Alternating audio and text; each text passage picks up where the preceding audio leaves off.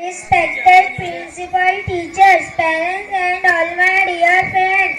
Assalamu alaikum. My name is Aisha Fatima and I wish you all a very happy Republic Day. Today is 26th January and we are celebrating 77. Republic Day is the national festival of our country. On 26th January 1915, the Constitution of India came to force.